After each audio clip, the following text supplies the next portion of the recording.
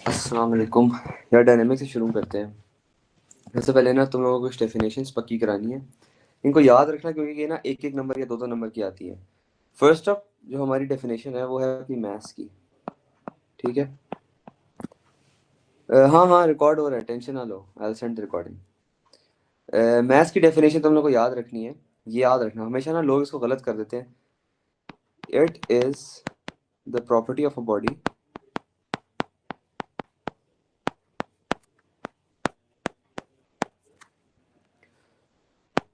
which resists a change in motion। किसी को पता है इनर्शिया क्या होता है? हमने वो लेवल्स में पढ़ा था। किसी को याद है इनर्शिया क्या होता है? हाँ, सेम थिंग एग्जैक्टली। और इनर्शिया डिपेंड किस चीज पे करता है? मैथ्स पे। तो मैथ्स की डेफिनेशन भी इनर्शिया की डेफिनेशन होगी, property of a body which resists change in motion. सही है। नॉर्मली क्या करते थे लोग, लेते थे amount of substance in a body. That is also fine, but it's better कि आप ये लिख दो, क्योंकि तुम लोग अगर मैं स्टडी गाइडलाइंस दिखाऊं ना, उस पर ये लिखा हुआ है, understand that mass is the property of an object that resist change in motion. Inertia, inertia होता क्या है?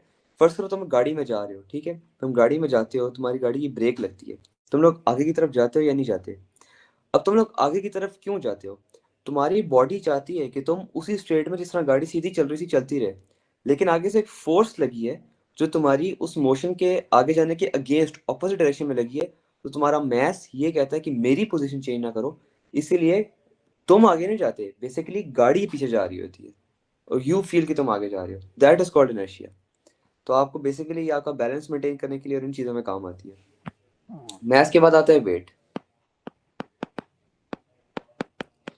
वेट की इक्वेशन याद है किसी को? W is equal to M G. ठीक है, अब बेसिकली इसकी डेफिनेशन ही इसकी ये इक्वेशन है, लेकिन इस इक्वेशन को आप वर्ड्स में कैसे लिखोगे? आप लिखोगे weight is the gravitational weight is the gravitational force acting on a body कह सकते हो, वरना जो बेहतर डेफिनेशन थी वो यहाँ लिखी हुई है, मैंने अभी पढ़ी थी। Weight is the effect of a gravitational field on a mass. ठीक है, वेट इज द, यार एक तो ये जो है ना, इफेक्ट ऑफ अ, ये भी ठीक है, product of mass and gravity, लेकिन उसने देखो स्टडी गाइड में दी हुई है, weight is effect of gravitational field on a mass. अभी उसने अपने सिलेबस में लिखी हुई है, तो व्हाई नॉट यूज दिस? ठीक है।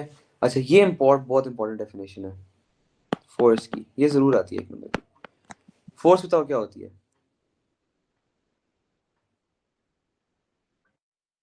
M A. लेकिन अब पहले आप लिखते थे force is the product of mass and acceleration, O levels के अंदर। अब चेंज है डेफिनेशन, यहाँ पे आपको ये रट लेनी है, ये हर पेपर में आती है, मैंने तो देखा है हर साल ही आती है किसी ना किसी पेपर में। Rate of change of momentum, exactly, force is the rate of change of momentum. ठीक है, ये भी आती है एक नंबर की। फिर आती है एक आपकी डेफिनेशन मोमेंटम की। मोमेंटम का कोई मुझे फॉर्मूला बताएगा?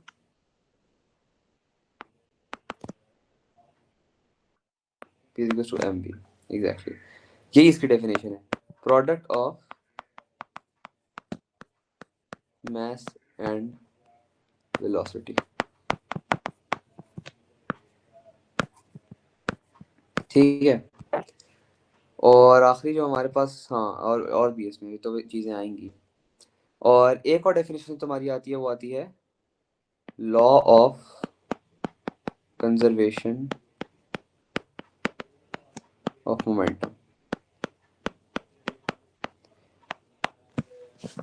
इसकी डेफिनेशन अभी याद कर लो, बाद में समझाता हूँ।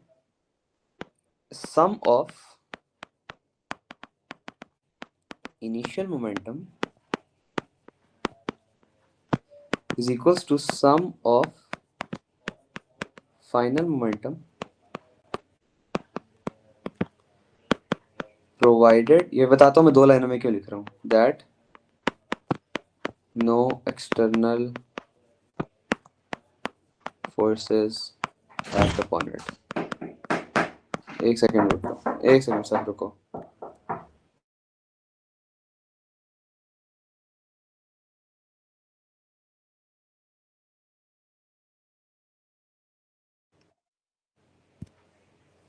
सही है। अभी मैंने इसलिए इस तरह लिखी है, ये आती है 2 मार्क्स की। आपको मैंने लास्ट टाइम मार्किंग बताई थी, एक आपका होता है B1 मार्क इसका, एक होता है B1 मार्क इस स्टेटमेंट का। जब आप ये दोनों लिखोगे तो आपको इसके 2 में से 2 नंबर मिलेंगे। ये आपकी हो गई नॉर्मल डेफिनेशन जो आपकी इन चीज़ों की आती हैं। लेकिन चीज़ों को समझने के लिए ना हमने पहले 3 पढ़ने हैं। किसी को पता है न्यूटन कौन था?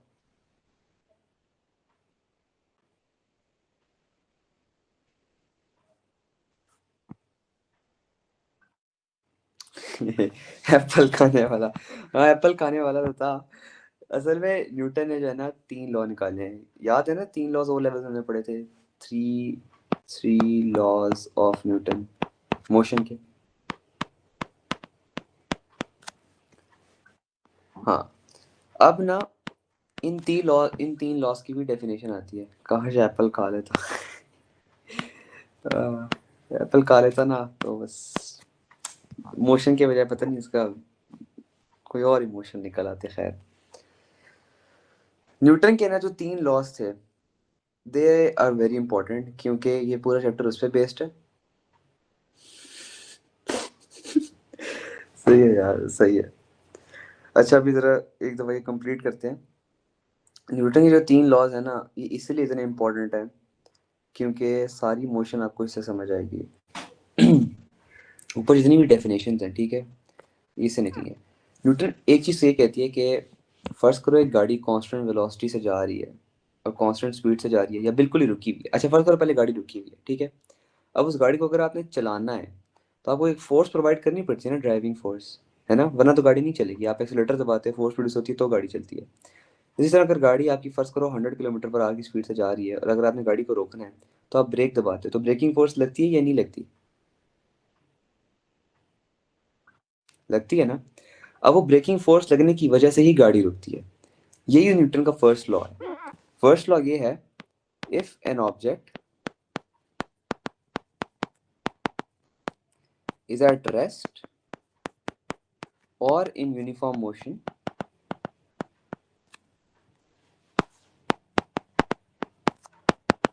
it will stay in that state until an external force is applied on it। मतलब एक गाड़ी या तो रुकी हुई है या एक कांस्टेंट स्पीड से जा रही है, ठीक है, वो उसी तरीके से चलती रहेगी जब तक कोई एक्सटर्नल फोर्स जैसे कि ड्राइविंग फोर्स या ब्रेकिंग फोर्स उस पर अप्लाई नहीं होगी। ये भी 2 मार्क्स की डेफिनेशन आती है। फिर आता है न्यूटन का सेकंड लॉ। ये हमने पढ़ा था, delta F is equal to M A. ये हमने ओ लेवल में पढ़ा था, लेकिन असल में ये जो एफ है ना, ये रिजल्टेंट फोर्स होती है डेल्टा। रिजल्टेंट फोर्स क्या होती है? Net force. फर्स्ट करो ये गाड़ी है, ये आगे जा रही है 500 न्यूटन से, ठीक है, और पीछे इसको ब्रेकिंग फोर्स लग रही है 300 न्यूटन से। डेल्टा एफ जो रिजल्टेंट होती है वो होगी 500 minus 300 is equal to 200 newton. तो ये जो ये वाली एफ है ना, this is defined as the 200 newton force, resultant force होती है। अब एक गाड़ी है, ठीक है, वो पहले 100 किलोमीटर पर आवर पे थी, फिर वो 120 तक चली गई है, इसका मतलब उसकी एक्सेलरेशन प्रोड्यूस हुई है और उस गाड़ी का एक मास भी था। अब उस गाड़ी के ऊपर अगर एक्सेलरेशन प्रोड्यूस हुई है तो दायरा किसी फोर्स ने एक्सेलरेशन लगाई है ना, वो फोर्स जो होगी ना, that will be your resultant force, not your normal force. Resultant force कैसे निकलेगी? अगर गाड़ी 100 किलोमीटर पर आवर पे जा रही है, अगर वो 120 किलोमीटर पर आवर पे जाना शुरू हो गई है, तो उसको जो एक्सेलरेशन प्रोड्यूस हुई है ना 20 मीटर पर वो 20 किलोमीटर पर आवर गेन करने के अंदर, वो एक्सेलरेशन उसकी निकलेगी ड्राइविंग फोर्स से भी और पीछे रेजिस्टिव फोर्स को माइनस करके। आप गाड़ी पहले भी तो देखो, पहले भी गाड़ी 100 किलोमीटर पर आवर से आगे जा रही है, लेकिन उसमें फर्स्ट करो 2000 न्यूटन फोर्स थी और पीछे भी 2000 लग रही थी, तो गाड़ी 20 किलोमीटर पर आवर पर ही चलती रहेगी। मगर अगर गाड़ी 50 किलोमीटर पर आवर पर आगे जा रही है, इट मीन्स कि ड्राइविंग फोर्स बढ़ गई है और रेजिस्टिव फोर्स कम हो गई है। पहले गाड़ी 100 किलोमीटर पर आवर पे थी, ठीक है, ये गाड़ी की 500 न्यूटन फोर्स इधर लग रही है, 500 इधर लग रही है। अब रिजल्टेंट तो जीरो है, इसका मतलब है गाड़ी 100 किलोमीटर पर आवर पे चलती रहेगी। लेकिन अगर हम इसको 100 से 130 पर लेकर जा रहे हैं ना, इसका मतलब है कि आगे वाली फोर्स बढ़ गई है, ये 1000 हो गई है और पीछे 500 लग रही है। अब डेल्टा जो है वो 500 है। इस फोर्स के लगने की वजह से एक्सेलरेशन प्रोड्यूस हुई है और एक्सेलरेशन की वजह से गाड़ी की स्पीड बढ़ी है। तो इसकी अगर तुम सिंपल डेफिनेशन लिखोगे ना, डेफिनेशन तुम्हारी है, मैंने लास्ट टाइम भी बताई थी, resultant force is directly proportional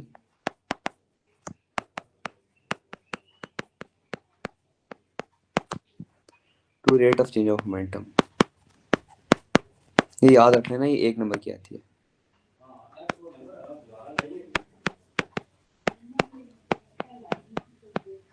समझ आया ये वाला लॉ?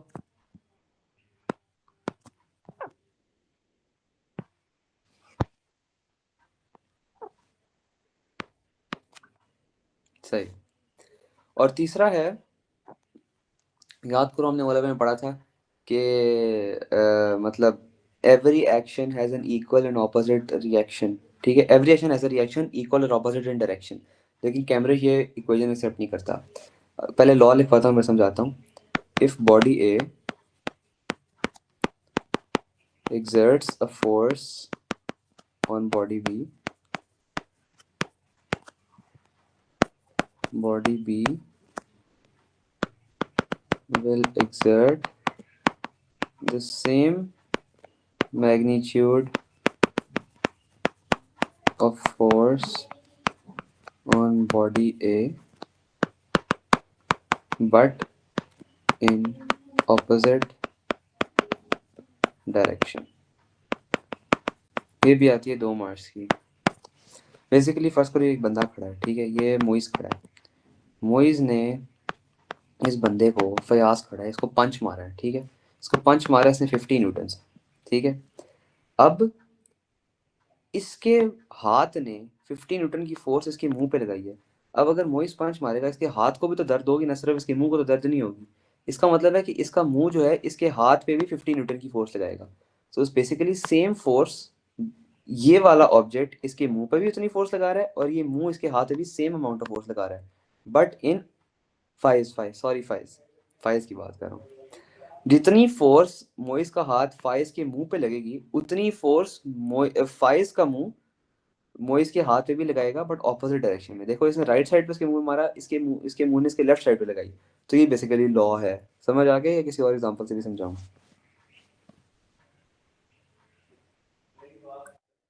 आ गए, सेट। ये तुम्हारे 3 लॉज हैं और ये तुम्हारी डेफिनेशन है। ये सारी याद कर लेना, क्योंकि यही आगे आपको मार्क्स लेके देंगी पहले पहले पार्ट के अंदर। B1 मैं इनकी मार्किंग लिख दूँ होती कैसे, B1 ये सारी B1 होती हैं। B1 B1 B1 B1 और ये भी B1। ठीक है, अब हम आते हैं ज़रा कॉन्सेप्ट के ऊपर, नीचे चलते हैं। ठीक है, ठीक है, डेफिनेशन हो गई, अप्लाई भी हो गया, ठीक है, कॉन्सेप्ट ऑफ वेट, ठीक है। अच्छा, ये देखो, अंदर समझते हैं न्यूटन का सेकंड लॉ। न्यूटन के सेकंड लॉ की इक्वेशन है delta F is equal to M A. ठीक है, फर्स्ट करो ये गाड़ी है, ये मैक्स वर्स्टैपन बैठा हुआ है अपनी रेड बुल के अंदर, ठीक है, RB21 के अंदर बैठा हुआ है। ये आगे जा रहा है लैंडो नॉरिस, ठीक है, ये मैक्लैरेन है, इसने इसको चेस डाउन करना है, ठीक है। अब चेस डाउन करने के लिए इसकी स्पीड है 100 किलोमीटर पर आवर, इसकी स्पीड है 50 किलोमीटर पर।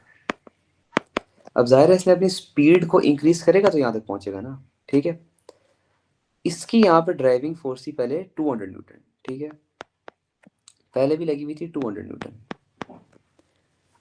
अब इसने इसको पकड़ने के लिए क्या किया, यहाँ पे लगा दी 1000 न्यूटन, यहाँ पे लग गई 200 ही ड्रैग फोर्स। फरारी को भी ऐड करते हैं, अभी करते हैं, वो अगले एग्जांपल में करते हैं, सही है। अब मुझे बताओ यहाँ नेट फोर्स कितनी है? 1000 माइनस 200 होगी, 800 न्यूटन है, राइट? ये तो समझ आ गई ना? अच्छा, अब 800 किस डायरेक्शन में लग रही है, राइट या लेफ्ट? टुवर्ड्स राइट, है ना? गाड़ी मूव भी क्या कर रही है, राइट या लेफ्ट? राइट। तो गाड़ी एक्सेलरेट किधर करेगी, राइट या लेफ्ट? Right, exactly. तो इसका मतलब है जहां जिस डायरेक्शन में तुम्हारी फोर्स लगती है, डेल्टा फोर्स, नेट फोर्स, उसी डायरेक्शन में तुम्हारी एक्सेलरेशन भी लगेगी। इसलिए ये देखो डायरेक्टली प्रोपोर्शनल है, delta F is directly proportional to acceleration. जिस डायरेक्शन में फोर्स है उसी डायरेक्शन में एक्सेलरेशन भी प्रोड्यूस हो रही है। समझ आ गई है?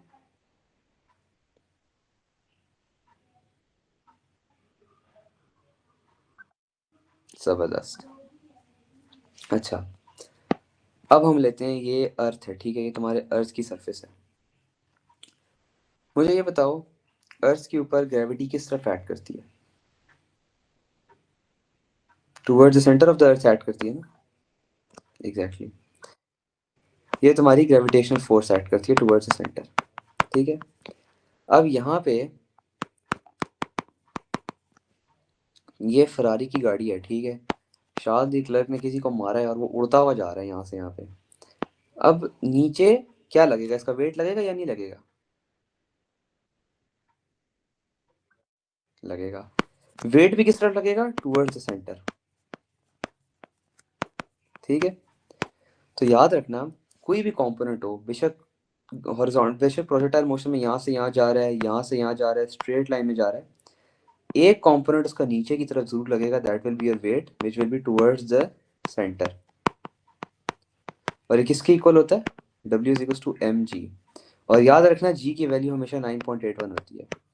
9.81 मीटर पर सेकंड स्क्वायर ये आपकी अर्थ की ग्रेविटेशनल एक्सेलरेशन होती है। ये तुमने याद रखनी है, हर हर क्वेश्चन में काम आएगी। समझ आ गई?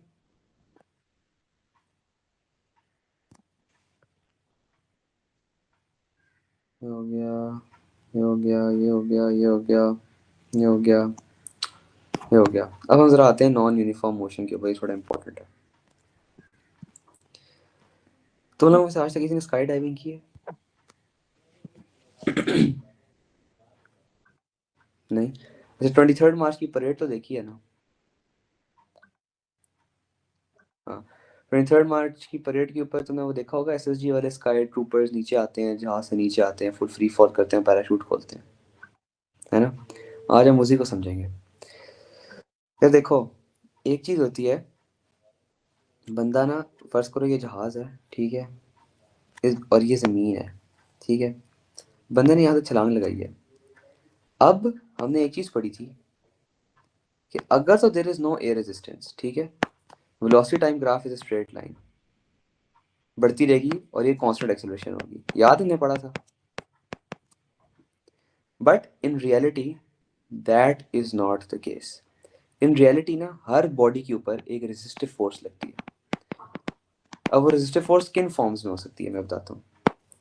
रेजिस्टिव फोर्स की फॉर्म्स हैं, ठीक है। अगर तो आप एयर के अंदर हो तो आपकी रेजिस्टिव फोर्स होगी एयर रेजिस्टेंस, ठीक है। अगर आप लिक्विड के अंदर हो या फ्लूइड के अंदर हो, ठीक है, इसमें आपकी आती है विशेष ड्रैग फोर्स।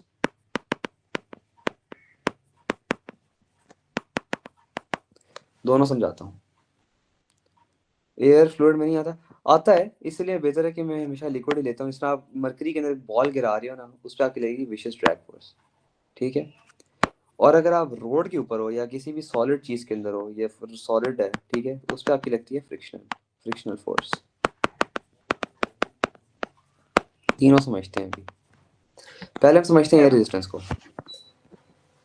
एयर रेजिस्टेंस, ठीक है। अच्छा, फर्स्ट करो ये बंदा है, इसने यहाँ जहाज से छलांग मारी है, ठीक है, और ये नीचे गिर रहा है, ठीक है। पहले इसका जो यहाँ पे जैसे ही गाड़ी से जहाज से गिरा है, इसकी रिजल्टेंट फोर्स कितनी थी, वेट की इक्वल होगी ना, क्योंकि सिर्फ वेट नीचे लग रहा है, ऊपर कोई फोर्स नहीं लग रही जब उसने जहाज से छलांग मारी है, ठीक है। ये कितने आती है, mg के इक्वल। लेकिन जैसे जैसे ये नीचे गिरता जाएगा, इसके अगेंस्ट एक हवा आएगी, ठीक है, हवा आएगी, हवा क्या करेगी, एक फोर्स प्रोड्यूस करेगी जो क्या की होगी, एयर रेजिस्टेंस की। अब क्या हो रहा है, एज टाइम इंक्रीजेस, ठीक है, अब रिजल्टेंट फोर्स क्या है, resultant force weight minus F air होगी। क्यों वेट माइनस एफ एयर होगी, फर्स्ट करो पहले ये गिरा था 1000 न्यूटन की फोर्स से, ठीक है, जब उसने यहाँ से यहाँ पे छलांग मारी, ठीक है, तब 1000 न्यूटन थी। मगर अगर उसने 500 मीटर ट्रेवल कर लिया हवा में, एयर बढ़ती जा रही है, एयर बढ़ती जा रही है, बढ़ती जा रही है, बढ़ती जा रही है, फोर्स बढ़ती जा रही है, ठीक है, ये ऑपोजिट डायरेक्शन में है, ये नीचे है, ये ऊपर है, रिजल्टेंट फोर्स हमेशा माइनस नहीं होती। रिजल्टेंट फोर्स दो का आप वो नहीं लोगे, ये नेट फोर्स लोगे, नीचे वाली हम पॉजिटिव ले लेते हैं, ये वाली नेगेटिव ले लेते हैं, तो ये माइनस हो रही है ना। तो अगर तो इसकी वैल्यू बढ़ती जा रही है टाइम के साथ और इसकी वैल्यू कांस्टेंट रहेगी, तो डेल्टा एफ क्या होगा, कम हो जाएगा, बिल्कुल कम हो जाएगा। तो over the period of time जब आपकी रिजल्टेंट फोर्स कम होगी तो एक्सेलरेशन पे क्या फर्क पड़ेगा,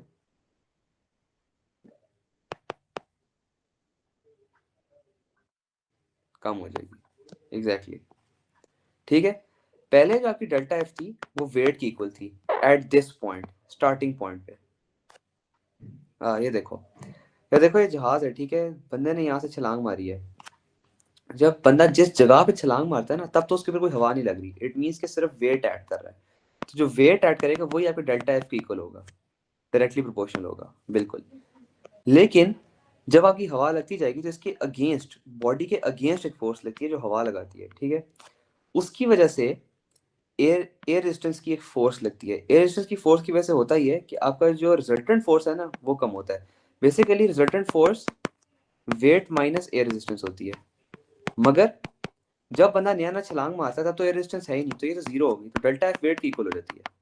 लेकिन जब नीचे आता जाता है बंदा, ठीक है, जमीन के करीब आ रहा है, करीब आ रहा है, करीब आ रहा है, तो एयर रेजिस्टेंस जो है वो बढ़ती है। फिर क्या होता है, delta F is equal to W minus air resistance है, जब ये बढ़ रही है तो डेल्टा एफ कम हो जाएगी। अभी समझ आई अली?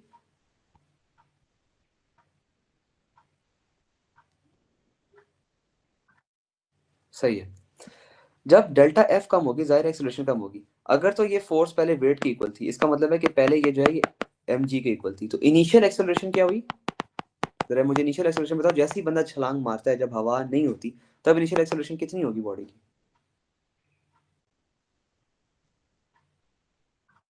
9.81, सही है। अच्छा, अब अगर बॉडी यहाँ से छलांग मारी है उसने, ठीक है, यहाँ एरोप्लेन था, छलांग मारी है, यहाँ पे तो 9.81 थी, अब उसने 10 सेकंड ट्रेवल कर लिया, अब बंदा इधर आ गया, अब कितनी होगी एक्सेलरेशन, 9.81 होगी या कम होगी,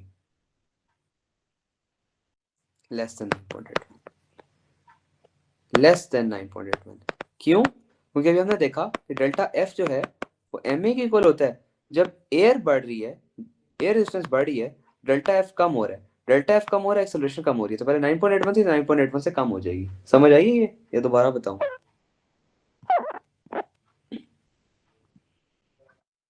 हाँ ये सही है, वन मोर, सही है। देखो यहाँ पे ना तुमने छलांग मारी, यहाँ तुम्हारी लग रही है वेट, यहाँ पे तुम्हारे अगेंस्ट कोई हवा नहीं लग रही, तो वेट किसको इक्वल होता है, एम जी के इक्वल होता है। और अभी हमने निकाला था कि डेल्टा एफ इस जगह पे होता है डब्ल्यू के equal, which is equal to M G. G किसके इक्वल होता है, 9.81 के, तो इनिशियल एक्सेलरेशन 9.81 की इक्वल है। अब इस जगह पे बंदे का वेट भी लग रहा है और बंदे पे एयर रेजिस्टेंस भी लग रही है। अब जब तुम डेल्टा एफ निकालोगे तो वो तो वेट माइनस एफ एयर होगी ना, तो उसकी वजह से जब ये बढ़ गई है तो डेल्टा एफ कम हो गया, ठीक है। फॉर एग्जाम्पल अगर तुम 5 माइनस जीरो करो तो वो 5 होता है, लेकिन अगर अब ये बढ़ गया 5 माइनस 2 हो गया तो ये 3 हो गया, आंसर कम हो गया ना, डेल्टा एफ की वैल्यू कम हो गई है। डेल्टा एफ की वैल्यू कम होगी तो एक्सेलरेशन की वैल्यू भी कम होगी, तो जाहिर है पहले 9.81 थी तो वो 9.81 से कम होगी। आप समझ आइए, सही है। फिर जी तुम्हारी ये वो अब सेकंड तुम्हारी आती है विशेष ट्रैक फोर्स, ये भी एयर रेजिस्टेंस की तरह ही है, ठीक है, एक दफा कॉन्सेप्ट समझ लो ना तो बाद में बंदे को समझ आ जाता है। फर्स्ट करो ये एक टेस्ट ट्यूब है, ठीक है, ये पानी से भरा हुआ है, यहाँ पे तुमने गिराया एक मार्बल, इस मार्बल का नीचे वेट लग रहा है,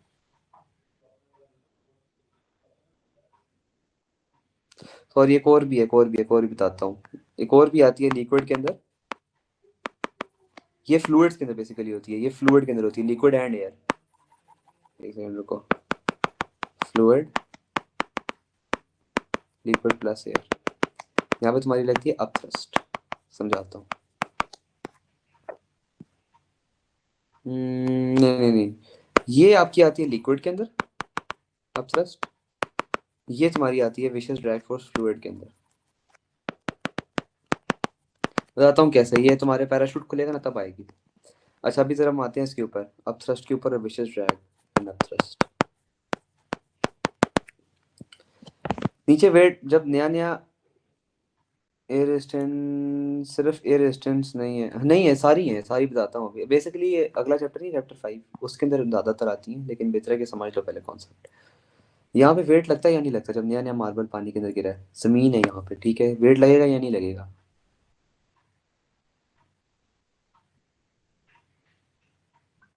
लगेगा। अच्छा अब ये बताओ, ऊपर की तरफ कोई फोर्स लग रही है इस वक्त या नहीं लग रही?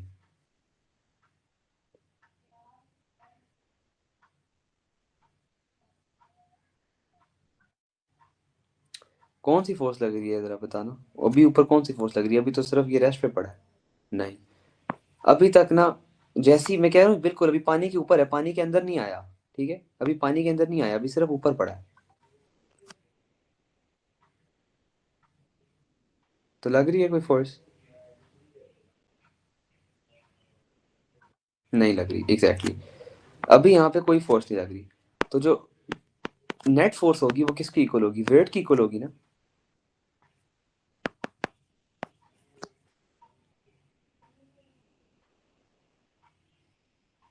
ये समझ आ गई अभी तक? सही है। अब फर्ज करो ये तुम्हारा यहाँ पर आ गया,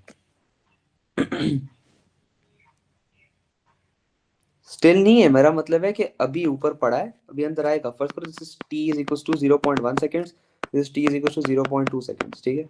आप एक इंस्टेंट पे रुके हुए हो,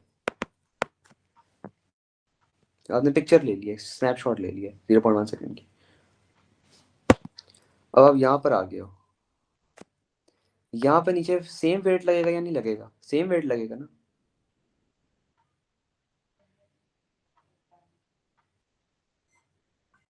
सही है। लेकिन अब ये जो लिक्विड है, ठीक है, इस लिक्विड के अंदर होती है रेजिस्टिव फोर्सेस, ड्रैग फोर्स। ये लिक्विड क्या करती है, ये लिक्विड उसके ऊपर दो फोर्सेस लगाती है, एक अपथ्रस्ट लगाती है और एक विशेष ड्रैग फोर्स लगाती है। अपथ्रस्ट क्यों जनरेट होती है? अपथ्रस्ट लिक्विड लगाता है किसी भी चीज को अपने सरफेस पर रखने के लिए, ठीक है। अपथ्रस्ट का फॉर्मूला होता है रो वी जी, याद रखना, ये तुम्हारे काम आएगा, अगले चैप्टर की है। अपथ्रस्ट का एक फॉर्मूला होता है रो वी जी, और दूसरा होता है चेंज इन प्रेशर इनटू एरिया। ये दो फॉर्मूले हैं, ये ड्राइव होंगे नहीं सही, ठीक है। और दूसरी लगती है विशेष ड्रैग फोर्स। विशेष ड्रैग फोर्स क्यों लगती है? अगर कोई चीज किसी भी स्पीड से मूव करती है ना, अगर किसी चीज की कोई स्पीड है, देखो नीचे आ रहा है, किसी स्पीड से जो ये नीचे आ रहा है ना, उस स्पीड को अपोज करने के लिए एक विशेष ड्रैग फोर्स लगती है। इसलिए जब कोई बंदा यहाँ से छलांग भी मारता है ना नीचे, ठीक है, अब ये बंदा नीचे छलांग मार रहा है, अब इसकी यहाँ पे स्पीड भी तो है ना कोई, फॉर एग्जाम्पल ये 20 मीटर पर सेकेंड से नीचे आ रहा है, तो इसके अगेंस्ट एक विशेष ड्रैग फोर्स लगेगी सिर्फ इस स्पीड को काउंटरैक्ट करने के लिए। ये समझ आई है?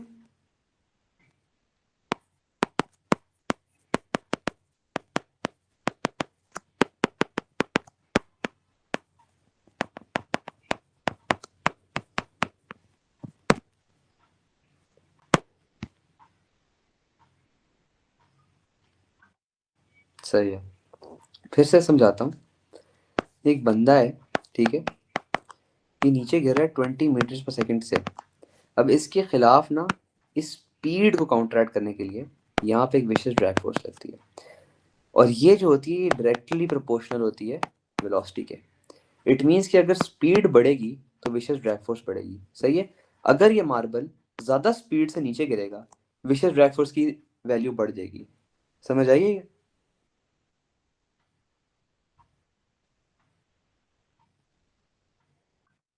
सही है। लेकिन जो अपथ्रस्ट है ना, अपथ्रस्ट स्पीड पर डिपेंड नहीं करती, अपथ्रस्ट लिक्विड पर डिपेंड करती है। अब तुम ये एक और बीकर लो, ठीक है, उसमें ये लिक्विड है, ठीक है। अपथ्रस्ट मैंने क्या कहा है, लिक्विड पर डिपेंड करती है, और ये स्पीड पर डिपेंड करती है। अब अगर लिक्विड सेम है, ठीक है, सेम लिक्विड है, एक मार्बल इधर पड़ा है और ये मार्बल इधर पड़ा है, ठीक है। अब तो इसका फॉर्मूला है रो वी जी। मुझे ये बताओ इन दोनों के ऊपर अब तो सेम होगी या डिफरेंट होगी?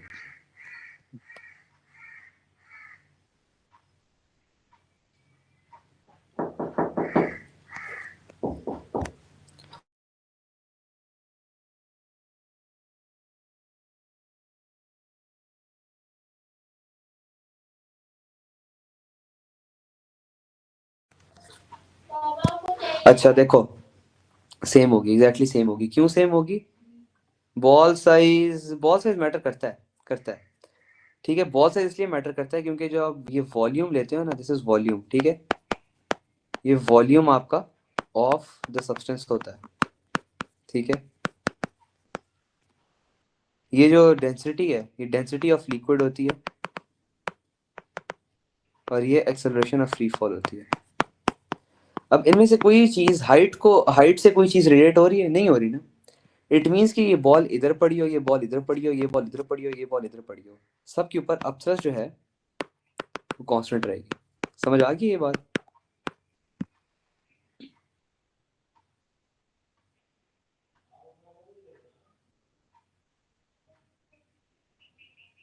ये बात आई समझ? सही। अच्छा लेकिन एक बीकर है, ठीक है। उस बीकर के अंदर ये बॉल इधर पड़ी है और ये अभी तक अंदर समझ नहीं हुई, फिर बता, और ये बॉल इधर पड़ी है, अब इनमें अपथ्रस्ट में फर्क आएगा या नहीं आएगा?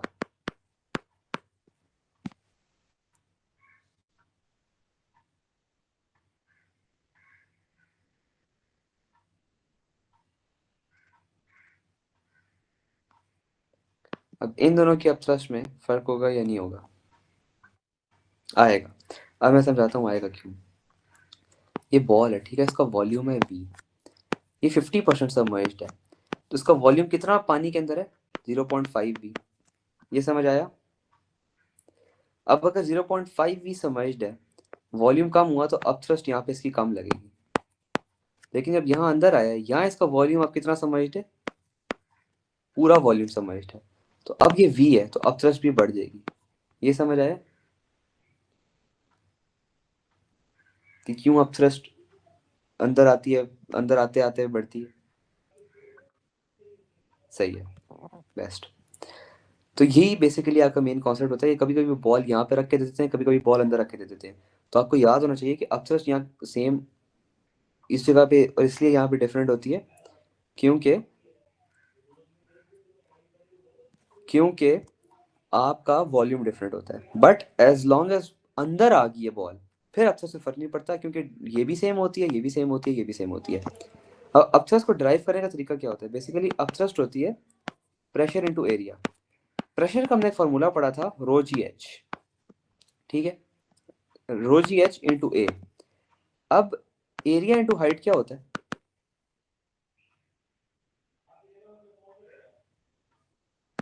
वॉल्यूम, ठीक है। तो तो आप इसको यहाँ पे इंपुट करो, ठीक है, रो जी एच को इधर इंपुट करो इसको, तो अपसस कितना आ गया? Rho G H into A. ये तुम्हारा वॉल्यूम की इक्वल होता है, तो अपसस equal to rho G V. समझ आया ये कैसे डिराइव हुआ? डेरिवेशन इसलिए याद रखनी होगी, जब कभी ना 2 नंबर की दे देते हैं तो ये वाली जरूर याद रखना। सही है। अच्छा, विशेस हो गई, ड्रैग फोर्स हो गई, अगली आ जाती है फ्रिक्शनल। फ्रिक्शनल। अच्छा, ये विशेस ड्रैग फोर्स ना इधर भी लगती है। अगर ये बंदा 20 मीटर पर सेकेंड से नीचे गिर रहा है, ठीक है, यहाँ ऊपर लग रही होगी इसकी एफ सी। लेकिन अगर ये बंदा नीचे 40 मीटर पर सेकेंड से गिर रहा है, फिर बताओ एफ सी पे फर्क आएगा? जो विशेस ड्रैग फोर्स है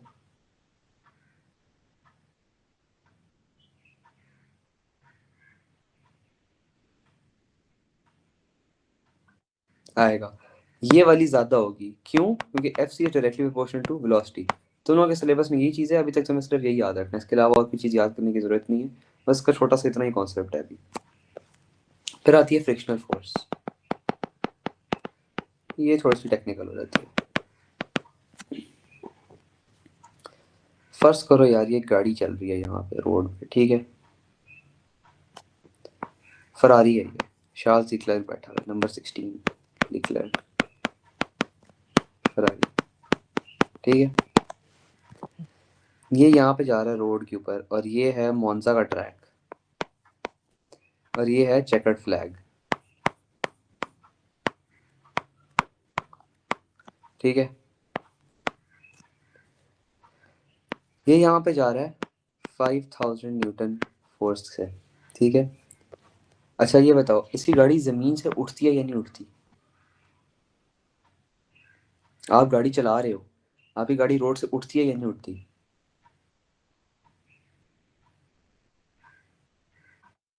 नहीं उठती ना, रोड के साथ चिपकी रहती है। अब आप मुझे ये बताओ, जब आप गाड़ी को ब्रेक लगाते हो तो गाड़ी स्किड नहीं खाती ना, गाड़ी आराम से ब्रेक लगा के खड़ी रहती है ना। ये ब्रेक और ये गाड़ी उठती क्यों नहीं है या स्किड क्यों नहीं खाती? उसकी वजह फ्रिक्शनल फोर्स है। बेसिकली ये वाला एरिया है ना, ये जो टायर होता है ना, टायर के अंदर होते हैं रिजेस। ये रोड है ना, रोड के अंदर भी होते हैं रिजेस। ये रिजेस आपस में होता ही है कि जब ये आते हैं ना एक दूसरे के ऊपर, ये ठीक है, ये आपस में स्किड खाते हैं। जब ये स्किड खाते हैं ना, ये हीट प्रोड्यूस करते हैं, हीट प्रोड्यूस करते हैं। और इस स्किड खाने की वजह से ये जो आपस में रगड़ रगड़ होती है ना, इस रगड़ को हम बोलते हैं फ्रिक्शनल फोर्स। ये मेरे ख्याल से आपको आज तक किसी ने नहीं बताया होगा, कभी पता चला इसके बारे में, इस कॉन्सेप्ट एक्चुअल फ्रिक्शन होती क्या है? ये मुझे ओ लेवल में ना, मेरे एक बहुत अच्छे भाई थे, उन्होंने मुझे समझाया था। ये मेरे एक ओ लेवल के भाई थे, जब मैं ओ लेवल पढ़ा था ना, तब उन्होंने मुझे बताया था कि यहाँ पे ना रिजेस होते हैं। ये रिजेस आपस में जो स्किट खाते हैं, जब स्किट खाते हैं तो हीट प्रोड्यूस होती है। और स्किट खाने के बाद जो हीट, इसलिए फ्रिक्शन प्रोड्यूस होती है, याद रखना फ्रिक्शन के साथ हीट जरूर एसोसिएटेड होती है। और वो हीट क्या करती है, वो heat is basically loss in energy. वो ये हम चैप्टर 6 में पढ़ेंगे। बट इसकी वजह से एक फोर्स प्रोड्यूस होती है, वो फोर्स लगती है उल्टी तरफ। और ये उल्टी तरफ जो फोर्स लगेगी ना, ये तुम्हारी लगेगी छोटी सी, बेसिकली कह लो 500 न्यूटन की। तो अब जरा मुझे बताओ, इसका रिजल्टेंट कितना? 5000 माइनस 500 नहीं हो जाएगा? 4500 एग्जैक्टली।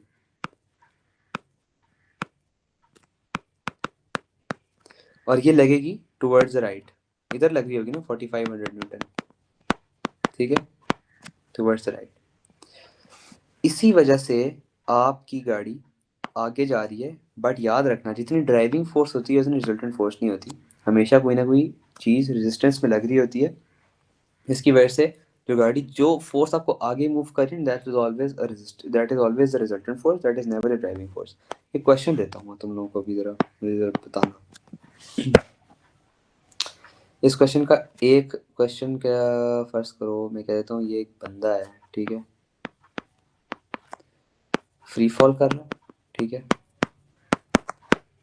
मैथ जो है इसका है 1 kg, पतला सा बंदा है, 1 kg का है, बॉडी फैट है ही नहीं। और इसने जो है इसके खिलाफ जो है एयर रेजिस्टेंस जो है वो लग रही है 20 न्यूटन, ठीक है। बल्कि इसका मैथ हम 10 kg कर देते हैं, ठीक है। और मुझे तुम लोगों ने निकाल कर देनी है number 1 resultant force, number 2 acceleration. ये दो चीज़ें तो मुझे निकाल कर दो आज, अभी पहला क्वेश्चन। तो तुम लोग सॉल्व करो, फिर मैं बताता हूँ करना कैसे।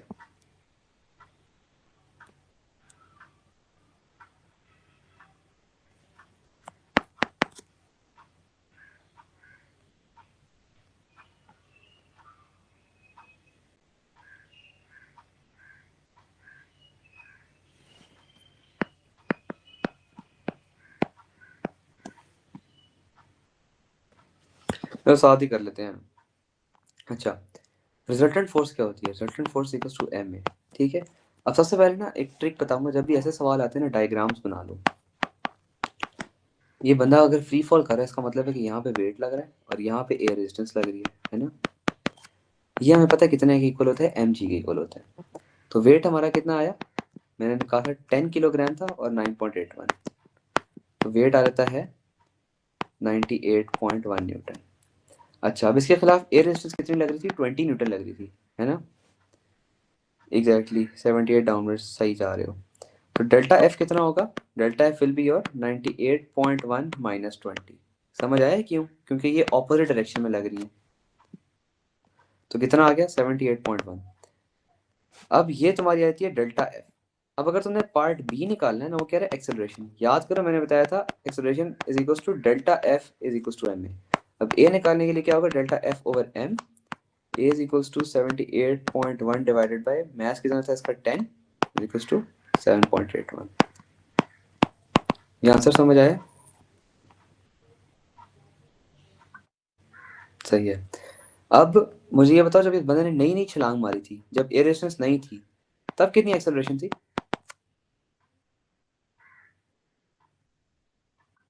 9.81। अब मुझे बताओ, जब ये बंदा नीचे गिरा है और इस पे एयर रेजिस्टेंस ऐड हुई है, तो एक्सेलरेशन कम नहीं हुई? देखो 9.81 से 7.81 हो गई। That was basically the concept कि एयर रेजिस्टेंस कैसे एक्सेलरेशन कम करती है। लेकिन एक वक्त आएगा, ठीक है, एक वक्त आएगा कि जो वेट है ना इस बंदे के ऊपर, टर्मिनल, वही समझाने लगा हूँ। एक वक्त आएगा कि जो वेट है ना ये एयर रेजिस्टेंस के इक्वल हो जाएगा। फर्स्ट करो इसका वेट था 500 न्यूटन, इसकी एयर रेजिस्टेंस थी 500 न्यूटन। अब मुझे बताओ इसका डेल्टा एफ कितना होता है? 500 माइनस 500, ये तो जीरो आ गया। इट मींस कि net force is equal to 0 newton. ये जब होगी, गाड़ी will be in terminal velocity. Terminal velocity का क्या मतलब है? टर्मिनल वेलोसिटी का मतलब है कि एक वो स्पीड जहां पे आपकी net force will be zero, there will be no acceleration and no change in velocity. आपकी वेलोसिटी चेंज नहीं होगी, एक्सेलरेशन प्रोड्यूस नहीं होगी। एक्सेलरेशन क्यों नहीं प्रोड्यूस होगी? Force is equal to M A. जब यही जीरो है तो एक्सेलरेशन भी जीरो है। हाँ, upward down force are same, बिल्कुल सही कह रहे हो। देखो ऊपर भी 500 है, नीचे भी 500 है, इसकी वजह से नेट फोर्स जीरो है। जब नेट फोर्स जीरो है तो एक्सेलरेशन जीरो है। एक्सेलरेशन जीरो है, इट मींस कि आपकी जो ग्राफ है, ठीक है, मैंने लास्ट टाइम में पढ़ा था, वेलोसिटी टाइम ग्राफ आ जाता है, ठीक है, ये यूं जाएगा। यहां से लेके यहां तक तुम कह लो वो एरिया है जहां पे नो एयर रेजिस्टेंस, ठीक है। तो net force is equal to weight और एक्सेलरेशन इज इक्वल टू 9.81, ठीक है। ये वाला वो एरिया है जहां पे एयर रेजिस्टेंस बढ़ रही है। तो यहाँ पे क्या हो रहा है? नेट फोर्स डिक्रीज हो रही है, एक्सेलरेशन डिक्रीज हो रही है, वेलोसिटी डिक्रीज हो रही है। मतलब वेलोसिटी इंक्रीज हो रही है but at a decreasing rate. समझ आ रहा है यहाँ तक?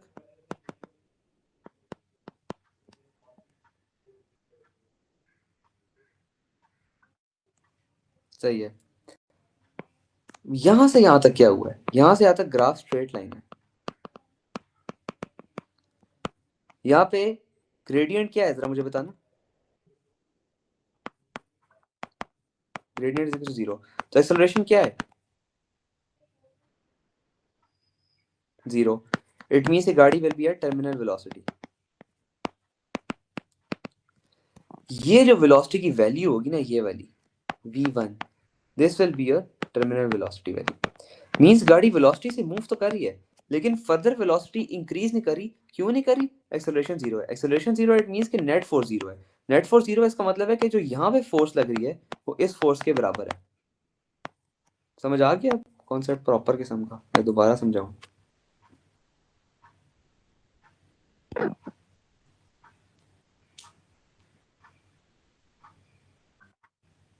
आ गया। ये ग्राफ जरूर याद रखना क्योंकि ये ग्राफ बहुत इंपॉर्टेंट है, आपको बनाने को भी कह देता है, ठीक है।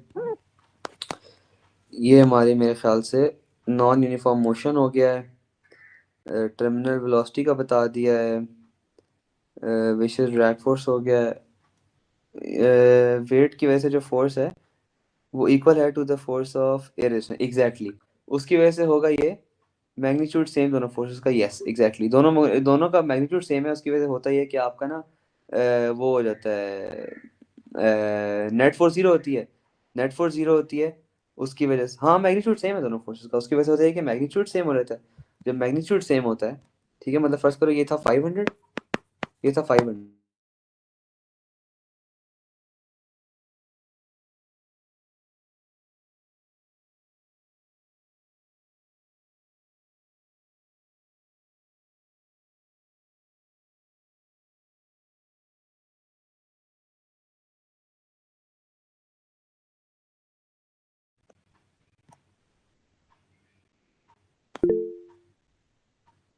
will it be decreasing acceleration or deceleration? Acceleration will be decreasing, deceleration नहीं होगी, मैं बताता हूँ क्यों। डिसेलरेशन होती है, डिसेलरेशन होती है जब आप किसी चीज़ की वेलोसिटी कम करते हो, ठीक है। फॉर एग्जांपल पहले वेलोसिटी थी 50 मीटर्स पर सेकंड, अब वो जा रही है 20 मीटर्स पर सेकंड। तो यहाँ पर जो तुम्हारी वेलोसिटी कम करने के लिए जो एक्सेलरेशन हुई है ना, that is called your deceleration. Deceleration की स्पेलिंग ही भूल गया हूँ, ठीक है। बट अगर आपकी वेलोसिटी इंक्रीज कर रही है but at a decreasing rate, it means कि आपकी एक्सेलरेशन जो है वो डिक्रीज कर रही है, which is not equal to deceleration. समझ आया? सही है। अब हम जरा आते हैं मेन कॉन्सेप्ट के ऊपर, जो हमारे चैप्टर के अंदर बहुत इंपॉर्टेंट चीज है, मोमेंटम। मोमेंटम की हमने एक चीज पढ़ी थी, मोमेंटम का फॉर्मूला क्या होता है, P equals to mv, product of mass and velocity, ठीक है। अब मोमेंटम बेसिकली ना एक गाड़ी को, एक मोमेंटम एक एक एक यूनिवर्सल, तुम कह लो जिस तरह फोर्स है ना, उस तरह एक मोमेंटम एक एक चीज है, एक कोफिशिएंट है जो गाड़ी को, उसकी मोशन को डिस्क्राइब करता है। और ये ज्यादातर ना कांस्टेंट ही रहता है जब तक आपकी कोई एक्सटर्नल फोर्सेस अप्लाई ना हो। समझाता हूँ कैसे। फर्स्ट करो ये एक गाड़ी है, ठीक है, ये यहाँ मूव करिए 5 मीटर पर सेकंड से, इसने आके इस गाड़ी को मारा है, ये रेस्ट पे थी, ठीक है। अब जब तुम किसी एक, तुम्हारे पास दो डिंकी हैं, दो हॉट व्हील्स हैं, जब तुम एक रुकी वाली हॉट व्हील्स को पिछली वाली हॉट व्हील से मारोगे, तो जो हॉट व्हील्स पिछली वाली गाड़ी रुकी हुई थी वो आगे मूव नहीं करेगी और पीछे वाली रुक जाएगी। कभी ट्राई किए एक्सपेरिमेंट? हाँ। जब किसी चीज को तुम पीछे से आके मारोगे, वो अगली वाली चीज मूव होना शुरू होती है, तुम्हारी वाली अपनी वाली की वेलोसिटी कम हो जाएगी और एक वक्त आएगा कि वो रुक जाएगी। ये क्यों होता है? ये मोमेंटम की वजह से होता है। अब इस गाड़ी जो है ये 5 मीटर पर सेकंड से यहाँ मूव कर रही है, इन रियल लाइफ भी मारते थे, हाँ वही ना। गलती से जब बंदा नया ना गाड़ी सीख रहा होता है तो मार देते हो, तो उसकी वजह से होता है, ठीक है। अब ये गाड़ी यहाँ से यहाँ मूव कर रही है, ठीक है। इस गाड़ी का मैस है 1 kg, ठीक है। इसने आके इस गाड़ी को मारा है। अच्छा पहले मुझे बताओ इस गाड़ी का मोमेंटम कितना है? 5 × 1 होगा ना, 5 kg ms-1, ये तो समझ आ गया? सही है। अब ये गाड़ी थी पहले 0 मीटर पर सेकंड के ऊपर, ठीक है, और इसका मैस है 2 kg, तो इसका मोमेंटम कितना होगा? जीरो नहीं होगा, ठीक है, जीरो है। ये था बिफोर कोलिजन। अब ये है आफ्टर कोलिजन। अभी गाड़ी यहाँ पे लगी आपस में, ठीक है, ये टकराई और अब यहाँ पे गाड़ी है, ठीक है। आगे वाली गाड़ी जो है ये अब आगे जा रही है 2.5 मीटर पर सेकंड से, और इसका वेट है 2 kg, और पीछे वाली गाड़ी जो है वो रुक गई है।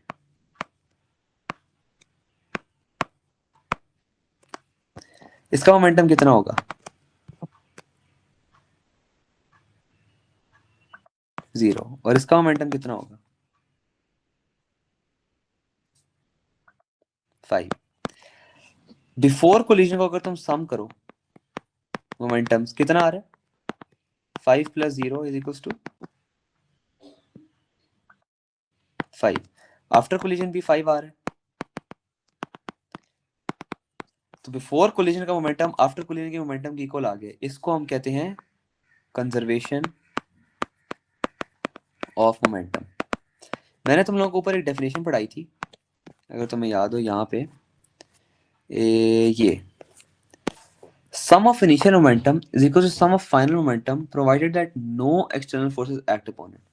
आपका जो गाड़ी होगा ना, अगर आपकी कोई चीज सिस्टम के अंदर कोलिजन हो रही है, ठीक है, एक सिस्टम होता है पूरा, ये सारे को सिस्टम कहते हैं। सिस्टम के अंदर अगर कभी कोलिजन हुई है, जो मोमेंटम तुम्हारा कोलिजन से पहले होगा ना, सम ऑफ मोमेंटम, इन दोनों का मोमेंटम प्लस कर लो, तो जो इसका सम होगा ना बिफोर कोलिजन, वही सम होगा इसका आफ्टर कोलिजन। समझ आ गया? याद रखना, हमेशा जो है, हमेशा momentum will stay conserve unless कोई फोर्स अप्लाई ना करो। फोर्स अप्लाई करने का मतलब ये, अगर ये गाड़ियां टक्कर खा रही है, तुम यहाँ पे हाथ से आके इसको और तेज भगा दो, फिर मोमेंटम चेंज होगा। समझ आए?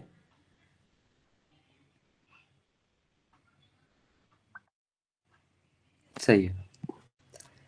इसमें अब दो तीन चीजें आती हैं। एक चीज आती है इलास्टिक कोलिजन,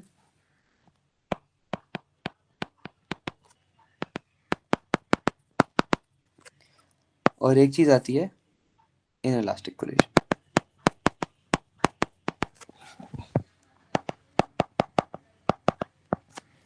इलास्टिक कोलिजन के अंदर याद रखना मोमेंटम कंजर्व्ड होता है,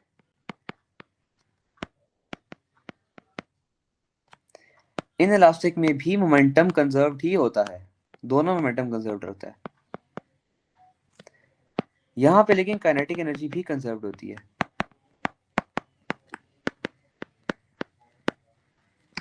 यहाँ पे kinetic energy is not conserved,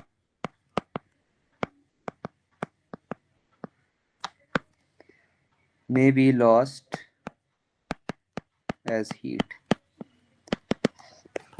अच्छा फर्ज करो ये गाड़ियां हैं, ठीक है, मैंने दोबारा वही एग्जांपल बनाते हैं, बल्कि ऊपर वाली एग्जांपल में चलते हैं। यहाँ मोमेंटम तो कंजर्व्ड है इन दोनों गाड़ियों का, ठीक है। मुझे ये बताओ कि यहाँ पे सम ऑफ काइनेटिक एनर्जीज कितना आ रहा है। यहाँ पे काइनेटिक एनर्जी का फॉर्मूला क्या होता है? 1/2 mv², है ना। इसका तो काइनेटिक एनर्जी जीरो है, इसकी भी काइनेटिक एनर्जी जीरो है। इसकी काइनेटिक एनर्जी कितनी है? इसकी काइनेटिक एनर्जी है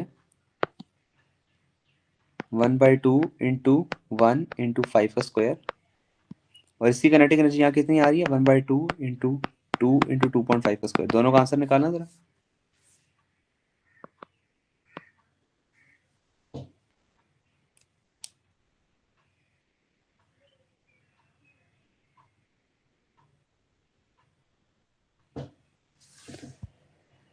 जल्दी से कोई आंसर निकाल के दे, कितना आ रहा है?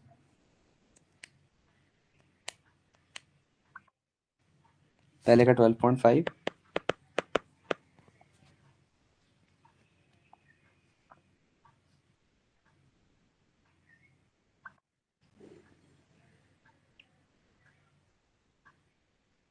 दूसरे का डेसिमल में बताओ। पहले का तो 12.5 उसने बता दिया,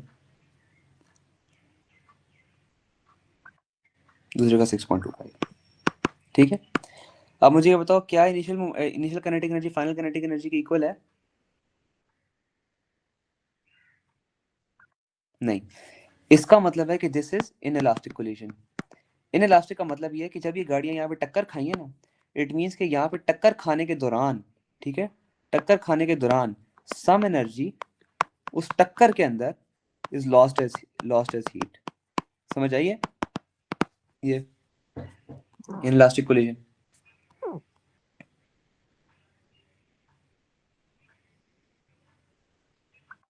सही है, मगर एक और गाड़ी है, ठीक है, फिर से ये दो गाड़ियां हैं।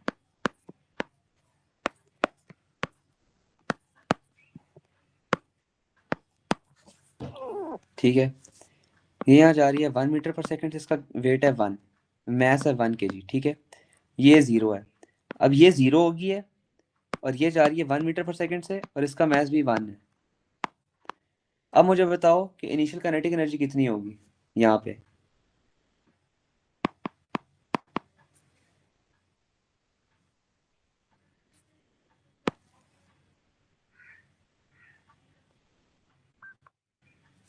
Zero point five.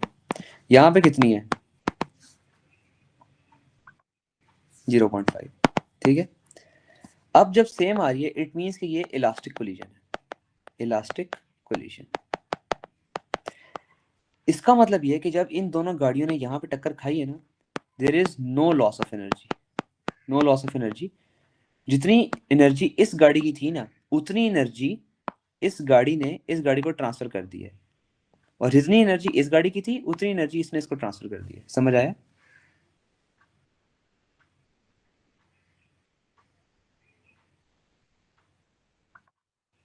सही है।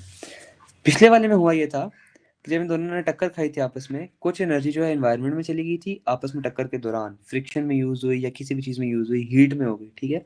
बट यहाँ पे जितनी एनर्जी इस गाड़ी के अंदर थी ना, उतनी एनर्जी इसने इसको दी है, और जितनी एनर्जी इसके अंदर थी उतनी एनर्जी इसने इसको दी है। आपस में दोनों ने एनर्जी ट्रांसफर कर दी अबाउट द सेम अमाउंट, तो काइनेटिक एनर्जी इनिशियल और काइनेटिक एनर्जी फाइनल सेम होगी। इसकी वजह से कोई लॉस ऑफ एनर्जी नहीं हुआ। और इसी में ही इन इलास्टिक कोलिशंस आपको मैं एक चीज यूज होती है, that is called restitution. Restitution is used. Restitution होता क्या है? ये गाड़ी है, ठीक है, ये भी गाड़ी है, ये बिफोर कोलिजन, अब ये गाड़ी है और ये गाड़ी है आफ्टर कोलिजन, ठीक है। रेस्टिट्यूशन कहता क्या है? v minus U is equal to u minus V. ये समझना थोड़ा मुश्किल है, लेकिन मैं कह देता हूं कि ये गाड़ी चल रही है इनिशियल स्पीड से, u इनिशियल से, ये गाड़ी चल रही है v इनिशियल से, ठीक है। कोलिजन के बाद इस गाड़ी जो थी पहली वाली गाड़ी, ठीक है, इसकी स्पीड होगी u फाइनल और इस वाली की स्पीड होगी v फाइनल। एक फॉर्मूला है, ये तुम्हारे एमसीक्यूज में याद रखना, कि अगर तो गाड़ी if a car is in elastic collision, ठीक है, if a car is in elastic collision मतलब मोमेंटम भी कंजर्व्ड है और तुम्हारी काइनेटिक एनर्जी भी रिजर्व्ड है। जो वेलोसिटीज की इक्वेशन है उसमें होता है U I minus V I is equals to V F minus U F, ठीक है। ये याद रखना, ये फॉर्मूला यूज होता है ओनली इन द केसेस जब a car is in elastic collisions. तो अगर तुम्हें क्वेश्चन दे देते हैं कि ये गाड़ी जो है ये 3 मीटर पर सेकंड से जा रही है, ठीक है, और ये एक और गाड़ी है इसको टक्कर मारी है, ये गाड़ी 2 मीटर पर सेकंड से जा रही थी, ठीक है। ये गाड़ी है अभी यहाँ पर जा रही है, ये वाली we F minus U F होता है ना, ये अब जा रही है 3 से और ये जा रही है 2 से। तो अगर तुम इसको अप्लाई करो तो ये तुम्हारा आ जाएगा U I minus V I is equals to V F minus U F. 3 minus two is equals to 3 minus two, 1 is equals to 1, ठीक है। ये याद रखना, जब भी इलास्टिक कोलिजन होगी ना तुम्हारी, ये इसी तरह ही हमेशा इक्वेशन लगेगी इसके ऊपर। समझ आया? This is basically called law of restitution. सही है। अब इसमें कभी कभी वो ना घुमा के सवाल देते हैं, घुमा के सवाल देते हैं, करते हैं कि करेंगे ये कि फर्स्ट करो ये 3 मीटर पर सेकंड और 2 मीटर पर सेकंड है, ठीक है। यहाँ हम इसको कर देंगे 12 और यहाँ पे कर देंगे 11। आंसर तो इसका भी 1 आ रहा है, लेकिन वो वाला एमसीक्यू तुम्हारा रॉन्ग होगा। वो रॉन्ग क्यों होगा? भाई पहले गाड़ी 3 और 2 से चल रही है, 12 11 पे कैसे होगी? इसका मतलब है कि यहाँ पे तुमने एक्सटर्नल फोर्स लगाई है, एक्सटर्नल फोर्स लगाई है तो मोमेंटम तो कंजर्व ही नहीं रहा, ठीक है। तो वो वाली ऑप्शन कभी भी ना करना। याद रखो हमेशा चारों एमसीक्यूज करना, और तुम्हारी हमेशा जो फाइनल वेलोसिटी होगी ना, इट विल इधर बी द सेम और इट विल बी लेस। अगर तुम कहते हो कि 3 और 2 थी, ये हो जाएगी 1.5 और 0.5, तब भी आंसर कितना आ रहा है? 1, ठीक है। और यहाँ पे तुम्हारा मोमेंटम भी कंजर्व्ड है, काइनेटिक एनर्जी भी कंजर्व्ड है, इलास्टिक कोलिशन है, तो तुम्हारा लॉ ऑफ रेस्टिट्यूशन अप्लाई होगा। ये तुम्हारे एमसीक्यू में घुमा देते हैं। समझ आया मैं क्या कहने की कोशिश कर रहा हूँ?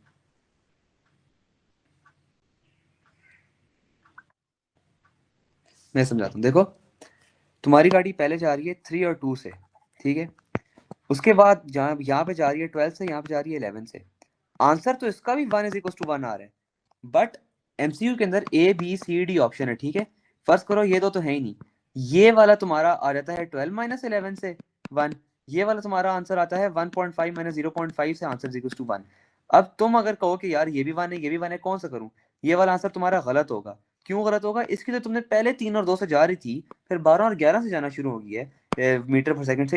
इट मींस कि तुमने ऊपर से कोई एक्सटर्नल फोर्स लगाई है जिसकी वजह से इसकी वेलोसिटी बढ़ गई है।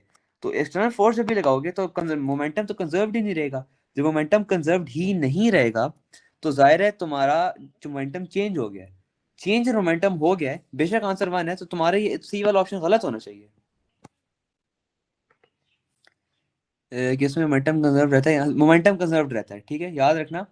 बेशक तुम्हारा इनइलास्टिक कोलिजन हो या इलास्टिक कोलिजन हो, momentum will always remain conserved. सिर्फ काइनेटिक एनर्जी कंजर्व नहीं होती, ठीक है। मैंने टेबल बनाया है, उसको याद रखना, ये वो बनाया हुआ है। मोमेंटम दोनों में कंजर्व होता है, काइनेटिक एनर्जी दोनों में कंजर्व नहीं होती। देखो ये ऊपर वाली जो है ये तुम्हारी इनइलास्टिक कोलिजन है, इसमें तुम्हारा दोनों का मोमेंटम तो 5 आ रहा है, लेकिन दोनों की काइनेटिक एनर्जी डिफरेंट आ रही है। नीचे हमने की इलास्टिक कोलिजन, यहाँ पे तुम्हारी दोनों की मोमेंटम भी सेम आ रही है, 1 1 और 1 1, और यहाँ पे तुम्हारी काइनेटिक एनर्जी भी दोनों की सेम आ रही है। इट मीन्स ये एक इलास्टिक कोलिजन है। जब इस तरह की इलास्टिक कोलिजन होती है उसमें आप ये वाली इक्वेशन अप्लाई कर सकते हो। अब यहाँ पे मैं ये समझा रहा हूँ कि एमसीक्यू के अंदर ना कभी कभी होता है कि यहाँ पे भी आंसर 1 आ रहा होगा, बेशक 12 - 11 हो, बट वो वाला आंसर गलत होगा क्योंकि यहाँ पे तुम्हारी पहले तो वेलोसिटी 3 और 2 थी, फिर 12 और 11 से जा रही है। ऐसा कैसे हो सकता है? जब कोई दो गाड़ियां आपस में टक्कर खाएं, गाड़ियां दोनों आपस में तेज तो नहीं चलना शुरू हो जाती ना। फर्स्ट करो तुमने पीछे से दो डिंकियां मारी हैं, वो डिंकियां तेज तो नहीं, दोनों डिंकियां तेज तो नहीं आगे जाती, एक वक्त आते हैं वो डिंकियां आहिस्ता हो जाती हैं, ये रुक जाती हैं। इसीलिए अगर तुम्हारे पास एक ऑप्शन होगा जिसमें 1.5 और 0.5 हो और फिर आंसर 1 आ रहा हो, that should be your correct answer. समझ आया?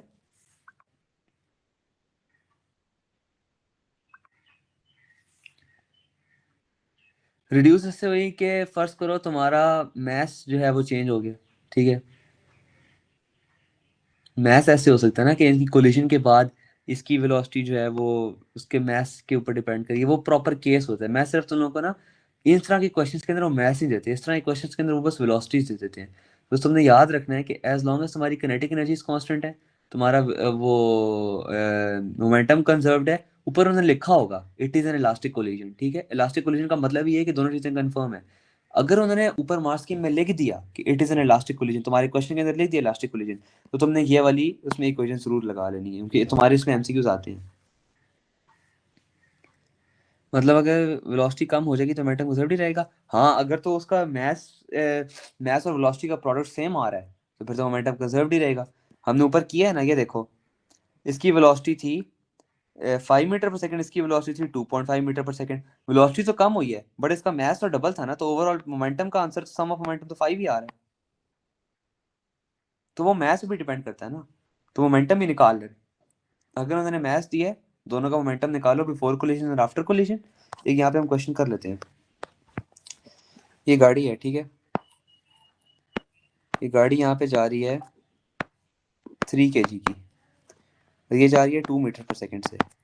इसने टक्कर लगाई इस गाड़ी को जो कि है 2 kg की और ये जा रही है 1 मीटर पर सेकंड से, ठीक है। इसका सम ऑफ मोमेंटम कितना है बिफोर कोलिजन?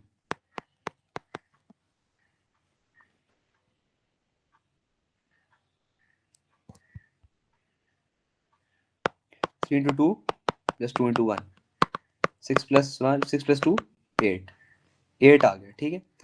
अब फाइनल मोमेंटम के अंदर ये गाड़ी जो 3 kg वाली है ये जा रही है 1 मीटर पर सेकंड से, ठीक है। और ये जो तुम्हारी ये वाली गाड़ी है 2 kg वाली, ये तुम्हारी जा रही है 3 और 8 - 5, 5 लाना 2.5 से, ठीक है। तो यहाँ पे कितना हो जाएगा? 3 इंटू 1 प्लस 2.5 इंटू 2, ठीक है। 3 + 5 8। अब पहले इसकी वेलोसिटी थी 1, इसकी वेलोसिटी बढ़ के 2.5 होगी, इसकी वेलोसिटी थी 2, इसकी वेलोसिटी डिक्रीज होकर 1 हो गई। मोमेंटम तो दोनों का सेम है। अब इस तरह के सवालों में तुम देखोगे काइनेटिक एनर्जी सेम है या नहीं है। अगर तो काइनेटिक एनर्जी भी सेम होगी फिर तुम ये वाला फॉर्मूला लगाओगे, अगर काइनेटिक एनर्जी सेम नहीं होगी फिर तुम ये वाला फॉर्मूला नहीं लगा सकते। क्वेश्चंस क्या पूछेंगे? क्वेश्चन तुमसे 3 क्वेश्चंस पूछ सकते हैं। या तो वो तुमसे वेलोसिटीज फाइंड करवाएंगे, या तो वो तुमसे मोमेंटम फाइंड कराएंगे, या वो तुमसे मास फाइंड कराएंगे, या वो तुमसे पूछेंगे कि इज इट इलास्टिक और इन इलास्टिक, ठीक है। तो ये सारे फॉर्मूले तुम्हें आने चाहिए कि final momentum is equal to initial momentum, PV और पीयू को तुम प्लस करो, काइनेटिक एनर्जीज को निकालो, तुम बेसिकली इसको आपस में बार बार मैनिपुलेट करते रहोगे तो तुम्हें पता चल जाएगा कि इन चारों के इक्वेशंस के थ्रू ही तुम घुमा फिरा के आराम से चारों चीजें फाइंड कर सकते हो। समझ आया?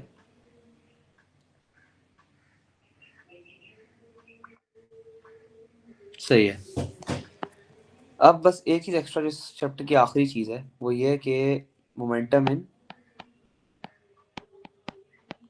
To directions. फर्ज करो यार ये एक चाइना प्लेट है, ठीक है, इसमें आया हुआ है क्रैक, ठीक है, ये 4 पीसेस के अंदर है, ठीक है, ये 4 पीसेस टूट गए,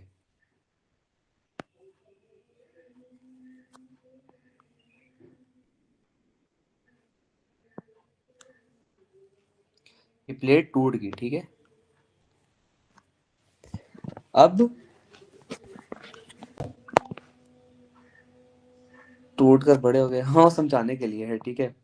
अब ये जब पीस टूटेगा ये ऊपर नहीं जाएगा, ये टूटेगा तो ये नीचे जाएगा, ये टूटेगा ये राइट जाएगा, ये टूटेगा ये लेफ्ट जाएगा, ठीक है। ये देखो ये ऊपर जा रहा है, ये नीचे जा रहा है, ये राइट जा रहा है, ये लेफ्ट जा रहा है, ठीक है।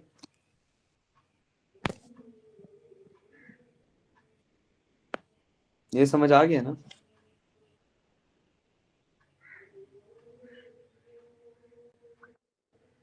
सही है। अरे तुम लोग को मैंने एक चीज बताई थी कि अगर वेलोसिटी होती है, अगर वेलोसिटी यूं लग रही है, इसके 2 कंपोनेंट्स होते हैं, ये होता है वी साइन थीटा और ये होता है वी कॉस थीटा, ठीक है। अब हमें तो ये नहीं पता ना कि वेलोसिटी किस डायरेक्शन में लगी है या कहाँ पे है या किस तरह जा रही है, ठीक है। हमें बस उसने ये बता दिया कि फ्रॉम द वर्टिकल लगी है, तो ये किस स्पीड से जाएगा? ये वी साइन थीटा की स्पीड से नहीं जाएगा क्योंकि ये वर्टिकल है।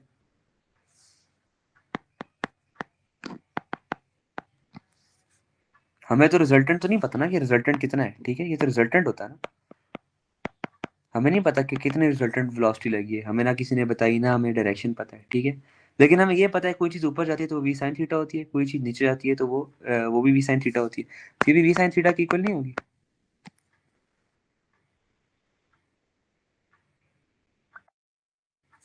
ये वी कॉस थीटा की इक्वल नहीं होगी,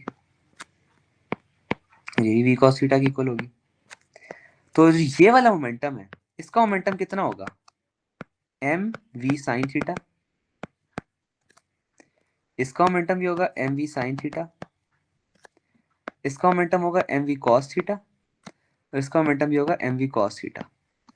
इसकी मेरे पास डायग्राम मेरे अपने पुराने नोट्स में ही पड़ी है, वो भी तुम लोगों को वहां से भी समझाता हूँ।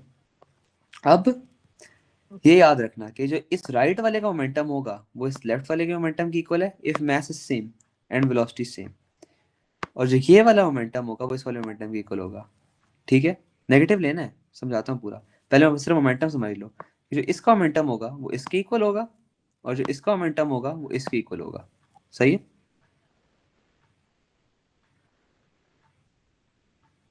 इतना समझ आ गया ना?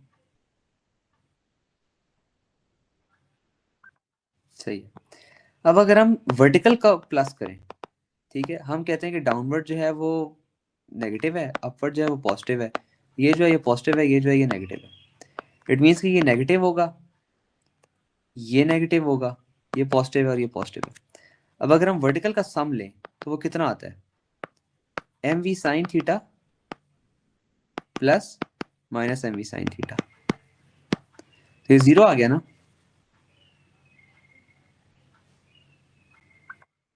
इट मीन्स कि अगर इनका मैस सेम हो और इनकी वेलोसिटी सेम हो, इसका ही मैस सेम हो उसकी वेलोसिटी सेम हो, तो चेंज इन मोमेंटम जीरो है ना। और अगर तुम इसका भी ये करो, अगर ये वाला मैस और वेलोसिटी सेम हो और इसकी भी मैस और वेलोसिटी सेम हो, इट मीन्स के ये जीरो है ना, हॉरिजॉन्टल भी। तो अब इसका आसान तरीका ये है, अगर zero is equal to M V sine theta minus M V sine theta, तुम ये भी तो कर सकते हो, एम वी इसको उठा के इधर ले जाओ, M V sine theta is equal to M V sine theta. समझ आया? दिस प्रूफ कि ये इक्वल इसके है, ये इज इक्वल टू इसके है। प्रूव हो गया ना मैथ्स के थ्रू भी, ठीक है। अब अगर हम एक और एग्जांपल लें जिसमें इसका मैथ्स डिफरेंट हो और वेलोसिटीज दोनों की डिफरेंट हो, इट मींस के जो इसका मोमेंटम होता है वो हमेशा इसके मोमेंटम के इक्वल होता है, और इसका जो मोमेंटम होता है वो हमेशा इसके मोमेंटम के इक्वल होता है। So even if the mass and velocities are different, you can use this equation to find either the mass और velocity of the other object. समझ आई? फर्स्ट करो कि मैं ये कहता हूँ कि ये एक ऑब्जेक्ट है, ठीक है, ये नीचे की तरफ आ रहा है और ये ऊपर की तरफ जा रहा है, और ये है m1 v sin theta v1 sin theta, और ये है m2 v2 sin थीटा। इससे हमें क्या प्रूव हुआ कि इनका मोमेंटम तो सेम है, ठीक है, मोमेंटम तो जीरो है, मतलब मोमेंटम जीरो है, मतलब ऊपर भी सेम है नीचे भी सेम है, मोमेंटम जीरो है, चेंज इन मोमेंटम जीरो है। चेंज मोमेंटम जब जीरो है, इट मींस कि m1 v1 sin theta is equal to m2 v2 sin theta. क्या sin थीटा? क्या? हाँ, angle, angle, angle, sine of angle. Theta different हो सकता? थीटा नहीं, हमेशा वर्टिकल का थीटा सेम रहेगा ना, वर्टिकल का थीटा तो हमेशा सेम रहता है, और हॉरिजॉन्टल का थीटा भी हमेशा सेम रहेगा। लेकिन इससे तुम्हें क्या प्रूव हुआ? इससे तुम्हें ये पता चल गया कि अगर तुम्हें एक या दो वेरिएबल्स गिवन है तो तीसरा वेरिएबल आराम से निकाल सकते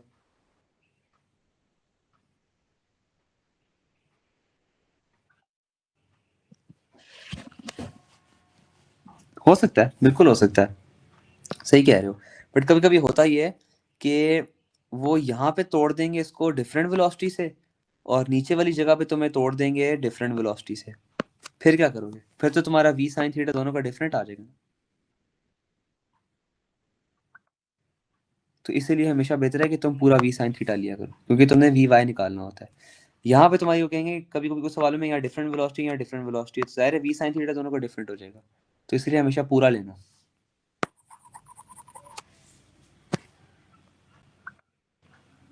ठीक है, अच्छा, अब इसको अपने नोट्स में सही तरीके से समझाता हूँ, लेकिन इससे पहले एक जो सबसे सबसे कॉमन चीज आती है तुम लोगों के पेपर में, ये बॉल है, ये वॉल है, ठीक है, ये इधर मूव कर रही है एम वी से, ठीक है, ये बॉल इधर टकराई, अब इधर मूव कर रही है। हमने कहा था कि राइट होता है पॉजिटिव, हमने कहा था कि लेफ्ट होता है नेगेटिव, है ना। चेंज इन मोमेंटम क्या होता है?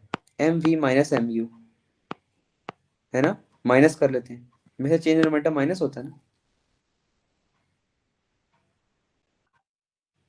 ठीक है, एम वी और ये एम यू। अगर हम कह दें कि इसका मतलब है कि ये पॉजिटिव और ये नेगेटिव है, राइट।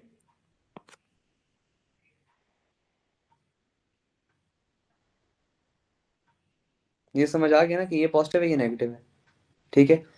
अब अगर हम चेंज इन मोमेंटम निकालेंगे तो वो क्या होगा? M V minus minus M U नहीं होगा, क्योंकि ये ऑपोजिट डायरेक्शन है। चेंज इन मोमेंटम क्या आ जाएगा? M V plus M you.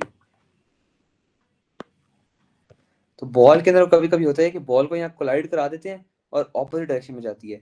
जब भी कोई चीज ऑपोजिट डायरेक्शन में जाती है तो याद रखना वो माइनस माइनस प्लस हो जाता है, तो इसका असल में चेंज इन मोमेंटम क्या होता है? इस बॉल का चेंज इन मोमेंटम क्या है? M V plus M U. Stick वाला केस भी आता है, राइट, हाँ हाँ बिल्कुल, स्टिक वाला भी आता है, ठीक है। उन सब में यही चक्कर होता है कि जब भी कुछ चीज ऑपोजिट डायरेक्शन में जाती है ना तो वो माइनस माइनस प्लस हो जाता है। तो जो चेंज इन मोमेंटम होता है ना वो M V minus M U के बजाय ये माइनस आ जाता है ना, तो ये M V plus M U हो जाता है। समझ आया? ये सबसे कॉमन केस है तुम लोगों का। वो कहेंगे ये बॉल है, यहाँ जमीन पे आके लगी है, ठीक है, फिर ऊपर जाना शुरू होगी, इसका चेंज इन मोमेंटम निकालें।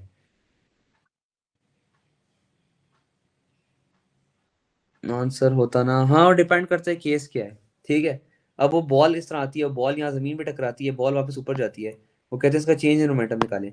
अब चेंज इन मोमेंटम निकालने के लिए क्या करेंगे? हमने पहले कहा था कि नीचे जो है वो नेगेटिव है, ऊपर जो है वो पॉजिटिव है, ठीक है। तो ये तो हो गया minus M U M V, ये हो गया प्लस एम वी, ठीक है। तो minus M V two minus two M V. समझ आया? सही है। अब मैं खोलता हूँ ज़रा अपने पुराने नोट्स, उसमें दो तीन चीज़ें लिखी हुई हैं एग्जांपल्स के साथ, मैंने जब खुद पढ़ा था ना एएस, मैंने ईटी फिजिक्स वालों से पढ़ा था भाई, बहुत फिट पढ़ाती हैं आंटियां, तो उनकी कुछ मैंने एग्जांपल्स पहले लिखी भी थी, उसे से ही पढ़ाता हूँ तुम लोगों को नोट्स डायनामिक्स। ठीक है, ये देखो इसमें सारा कुछ लिखा हुआ है, लॉज लिखे हुए हैं, rate of change of momentum, resultant force, सारा कुछ इसमें मैंने लिखा हुआ था। ये सारे फार्मूलाज हैं, लेकिन ये नेक्स्ट उसके लिए हैं, चैप्टर के, इस चैप्टर में नहीं है। जरूर सिर्फ दो तीन चीजें इसमें एक्स्ट्रा तुम्हें अभी करानी है, वो मैं करा देता हूँ, पहले हम जरा इसकी एग्जांपल्स कर लें। ये देखो ये वो है, total momentum before collision, total momentum after collision, m1 u1 plus m2 u2 is equal to m1 v1 plus m2 v2। ठीक है, अभी हमने ये पढ़ा है। फिर अगर तो ऑपोजिट डायरेक्शन में आ रही है, इससे इसी से ही पढ़ लेते हैं। ठीक है, अगर तो ये ऑपोजिट डायरेक्शन में आ रही है, m1 u1 हो जाएगा माइनस m2 u2 हो जाएगा, क्योंकि ये लेफ्ट ऑपोजिट डायरेक्शन है। ठीक है, और कोलिजन के बाद अगर वो सेम डायरेक्शन में जा रही है, फिर वो प्लस हो जाएगा। समझ आया?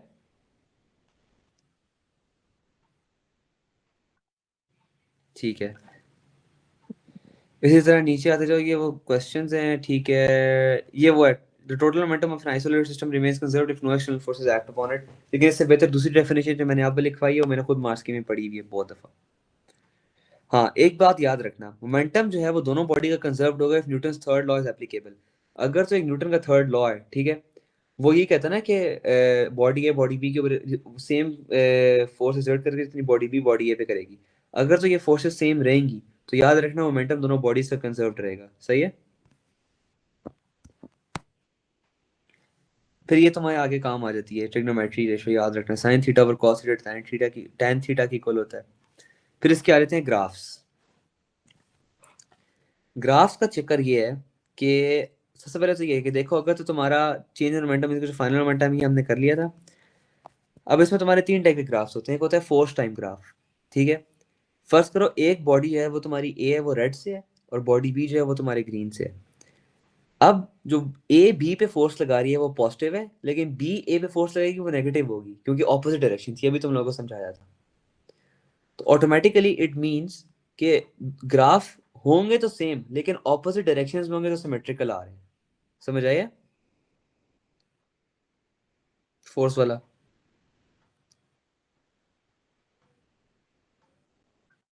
सही है। इसी तरह फिर एक आता है मोमेंटम का ग्राफ। अब दोनों के मोमेंटम्स जो हैं वो डिफरेंट है शुरू में, ठीक है, बट ये जो बीच वाला एरिया है ना, जहाँ पे ये डार्क ग्रीन से हाईलाइट हुआ है, this is the change in momentum. जो चेंज इन मोमेंटम होगा ना दोनों का, वो दोनों का सेम आना चाहिए।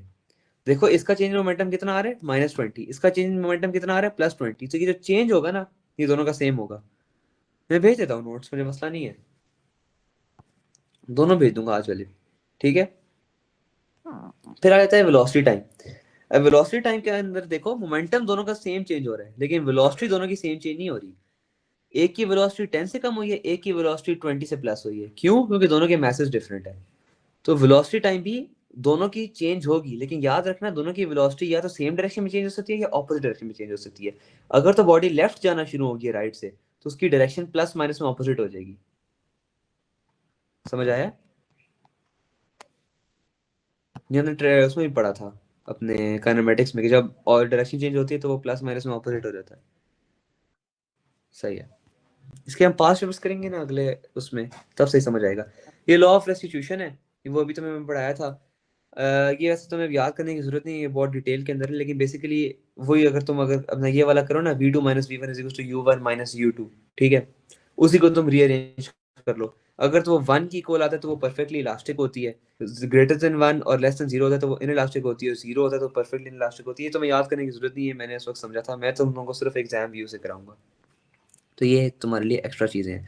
हाँ, एक बात याद रखना, if a body is in a perfectly inelastic collision, ठीक है, एक चीज होती है इलास्टिक, एक चीज होती है इनइलास्टिक, एक चीज होती है परफेक्टली इनइलास्टिक।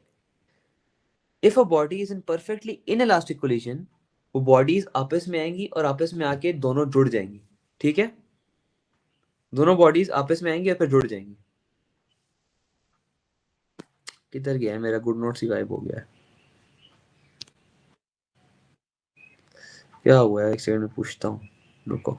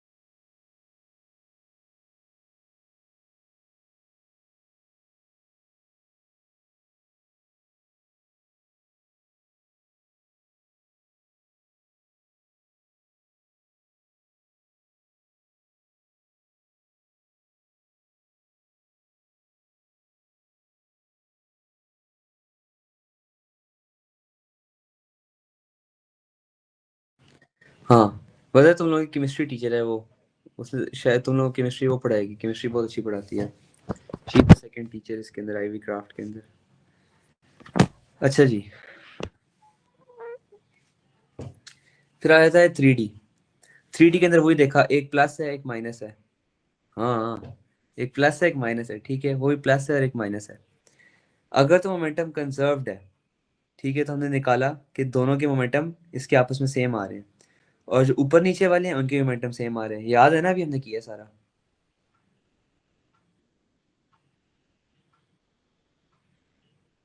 कि हॉरिजॉन्टल मोमेंटम्स भी सेम रहेंगे और वर्टिकल मोमेंटम्स भी सेम रहेंगे।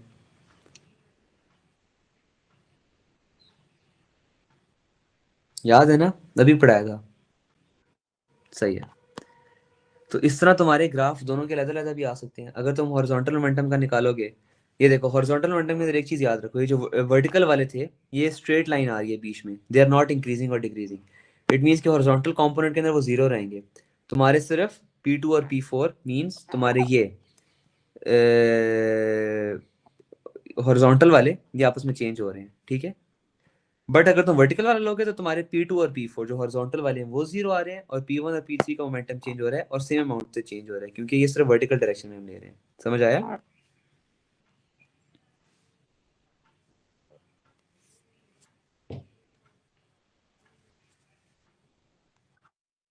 सही है। आगे तो फोर्सेस आना शुरू हो गई हैं, इसको हम निकाल देते हैं। अच्छा, हम वापस चलते हैं इधर। सिर्फ एक चीज़ तुम लोगों को मैं और करा दूं, जो एक्स्ट्रा चीज़ थी, ये तो वो है, ये। हाँ, एक चीज़ तुम लोगों ने फार्मूला याद रखना है, काफ़ी जगह पे काम आता है, कि K E is equal to P square over 2n। ठीक है, kinetic energy is equals to momentum का स्क्वायर ओवर 2 इंटू मास। ये फार्मूला ड्राइव करना कभी भी नहीं आता, कभी भी नहीं आता, लेकिन ये फार्मूला याद जरूर रखना। काफी जगहों पे उस सवाल में तुम्हें मोमेंटम दे देंगे, मास दे देंगे, कहेंगे काइनेटिक एनर्जी निकालो, या काइनेटिक एनर्जी दे देंगे, मास दे देंगे, कहेंगे मोमेंटम निकालो। तो फिर बहुत लंबा चौड़ा चक्कर होता है, तुम पहले वेलोसिटी निकालते हो, फिर उसको मल्टीप्लाई करते हो। इसलिए उसका आसान तरीका जो मैंने रखा था वो मैंने ये फार्मूला याद किया था, this is accepted by the mark scheme. ये जरूर याद रखना, इसको प्रैक्टिस करना, ये जरूर काम आएगा। सही है, ये जरूर याद रखना।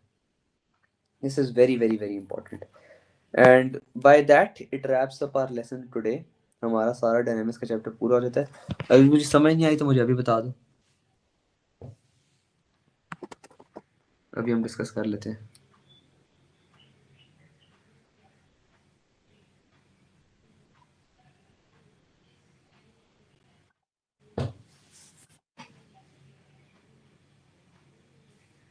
हाँ, मैं भेज देता हूँ, तुम टेंशन ना लो, सारे नोट्स अभी उस पर भेज दूंगा ग्रुप पे।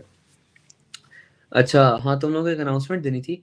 वही थी कि यार, फ्रॉम स्टार्टिंग फ्रॉम 1 नवंबर, मोइस को तो पता ही है, और काफ़ी दो तीन और लोग भी अलहमदिल्ला अभी तक आ चुके हैं। I am starting a sciences course which will be, या तो आप तीनों सेक्टर से इकट्ठे ले लो, फिजिक्स केमिस्ट्री बायो, और यू कैन टेक फिजिक्स और केमिस्ट्री, या केमिस्ट्री बायो, और you can take just physics just chemistry या just bio. And in those courses मैं नवंबर से लेके मार्च तक I am gonna complete the whole syllabus with all past paper practices of P1 and P2। P3 की तैयारी भी करा दूंगा, शॉर्ट ट्रिक्स बताऊंगा करनी कैसे, but mainly I am gonna focus on P1 and P2। Her weekend classes हुआ करेंगी, विच will B Saturday and Sunday and sometimes Friday, जिस दिन आपके पास पेपर्स होंगे, ठीक है। और मैंने सिर्फ वीकेंड्स पे रखना है जिसमें मैंने चैप्टर्स कराने हैं, पास पेपर्स कराने हैं, और हर 10 से 20 दिन के बाद मैं टेस्ट लूंगा, जिसमें I will solve the test myself as well and I will make you guys solve it, और हम उस टेस्ट को आराम से क्लास में बैठ के डिस्कस भी करेंगे। एंड देन आफ्टर दैट आपकी मॉक्स की तैयारी अलग से कराऊंगा, पूरा क्रैश कोर्स कराऊंगा, but I am gonna make sure कि मैं सिर्फ 12 स्टूडेंट्स ले रहा हूँ, I do not want more, क्योंकि आई नो मेरे से 12 ज़्यादा भी हैंडल भी नहीं होंगे, और बेहतर है कि मैं 12 के स्ट्रेट एज ले आऊँ इंस्टेड ऑफ 50 बंदा खरीद लूँ और किसी के एज आई ना। तो I am just gonna keep limited seats. हाँ, स्टार्ट से होगा, चैप्टर 1 से पूरा सिलेबस होगा, we gonna go through it all, पूरा कोर्स, ठीक है। जैसे 12 सीट्स, और उसके ऊपर ये क्या है, यू कैन 14 वीक्स का उसके ऊपर मैंने वो रखा हुआ है, कैश रिफंड रखा हुआ है, if you guys pay and after 2 weeks you are not satisfied, नहीं मैथ्स नहीं, अगर तो 2 वीक्स के बाद if you not satisfied I will give you your all money back and you can leave IV craft, कोई मसला नहीं है। But if 2 weeks you find improvement, you want to stick to it, then I'm gonna get you into a different group जो कि हमारा सिर्फ अपने 12 exclusive students का ग्रुप होगा, ठीक है। और ये स्टार्ट 1 नवंबर से हो रहा है। So if you want to apply मुझे अभी प्राइवेट मैसेज कर दो या ग्रुप पे मैसेज कर दो, तो मैं तुम लोगों को मैसेज कर देता हूँ, तुम लोगों का फॉर्म फिल करा देता हूँ और you can apply for it. और मैं 1 नवंबर से एग्जैक्ट क्लासेस शुरू कर दूंगा इंशाल्लाह, जिस पे it's gonna be the whole course पूरा with past paper practice. Moiz ने अल्हम्दुलिल्लाह एनरोल करा लिया है। Fee chart just Ali text me on my WhatsApp, मैं तुम्हें पूरा फॉर्म सेंड करता हूँ। मैंने गूगल फॉर्म पहले भी भेजा था, उसको आज मैं उसमें ही भेज देता हूँ अपने दोबारा से अनाउंसमेंट्स वाले के अंदर, ठीक है। अनाउंसमेंट्स में ही भेजूंगा। उसके बाद रिप्लाई मी प्राइवेटली व्हाट्सएप के ऊपर, और अगर तुम्हारा कोई दोस्त है विलिंगली एंड इंटरेस्टेड तो मुझे बताना, he can text me as well privately WhatsApp के ऊपर and I will start your registration process वहाँ से। और अगर कोई चीज़ समझ नहीं आती send it in the group, free वाला जो फ्री सेशंस वाला ग्रुप है उसमें भेजो, ताकि सब लोग कोलैबोरेट करें। तो किसी से सॉल्व नहीं होता फिर मैं उसको खुद आगे कर लूँ, कोई मसला नहीं है। एज लॉन्ग एज आपका क्वेश्चन सॉल्व हो ना, दैट्स व्हाट मैटर्स। कॉन्सेप्ट समझ आना चाहिए, सही है। चलो यार इंशाल्लाह नेक्स्ट वीकेंड हम इसका P2 करते हैं। P1 मैं ढूंढता हूँ, P1 का मैं अभी कर नहीं रहा क्योंकि P1 मैंने नवंबर से रखे हुए इकट्ठे करूँगा। P2 का ये है कि P2 का वो मार्किंग भी ज़्यादा होती है, it is approximately 23% of your grade, तो मैं ज़्यादा P2 पे फोकस कर रहा हूँ। तो नेक्स्ट संडे इंशाल्लाह हम P2 रख लेंगे। If a surprise P1 class comes up I will inform you throughout the week, but P2 next weekend का कंफर्म है इंशाल्लाह, सही है। चलो A2 होगा नेक्स्ट ईयर, हाँ इंशाल्लाह होगा। मैं अपने ना उससे मेडिकल वालों से फ्री हो जाऊँ ना, ये फ्री क्लासेस हाँ होती रहेंगी, but I am gonna reduce them from November onwards, क्योंकि I want to focus on all the people I am gonna keep, क्योंकि मेरी प्रायोरिटी वो 12 बच्चे होंगे जिन्होंने इंटरेस्ट किया मेरे ऊपर। Now they have interested me with the grade, तो मेरी priority will be those obviously, but मैं रखूंगा but not with the same frequency as right now, क्योंकि अभी तो आई वांट टू लाइक सच बोलूंगा, I also want to put myself out there, तो मैं सारा करूंगा, लेकिन when I have 12 locked in students I just want to make sure कि I get the best result possible out of them, तो I am gonna put all my attention उनके ऊपर। और A2 इंशाल्लाह नेक्स्ट ईयर होगा after I am done with my ये medical के जितने भी एग्जाम्स होते हैं, एंट्रेंस टेस्ट वगैरह, वो सारे ख़त्म हो जाए ना, फिर इंशाल्लाह A2 भी शुरू कर दूंगा, विच विल बी बाय इंशाल्लाह। यार बस दुआ करो अभी तुम लोगों के CIs हो जाए ना, फिर ज़रा मैं इसको रेस्ट पे लगाऊंगा थोड़े दिन, ताकि अपने वो कर लूँ, एंट्रेंस वगैरह टेस्ट वगैरह कर लूँ, फिर उसके बाद मेरे रिज्यूम इन A2। तुम्हारा कॉम्पोजिट, ओ इजी सीन है, फिर तो इजी सीन है, फिर तो तुम्हारा A2 में बहुत आराम से करा दूंगा, A2 का मसला नहीं है। A2 अल्हम्दुलिल्लाह अभी मेरी अभी भी सही जा रही है। A2 आसान है, AS मुश्किल है, A2 आसान है, मैं तुम लोगों को भी से बता दूँ। AS में ज़्यादा हेल्प की ज़रूरत पड़ती है। तो इंशाल्लाह हम तो टच में रहेंगे। मोहित तुम तो हो नवंबर से मेरे साथ, बाकी जिसने आना है जस्ट टेक्स्ट मी, ठीक है। और इंशाल्लाह will get right to it. चलो फिर होती है मुलाकात नेक्स्ट संडे। ओके, अल्लाह हाफिज़।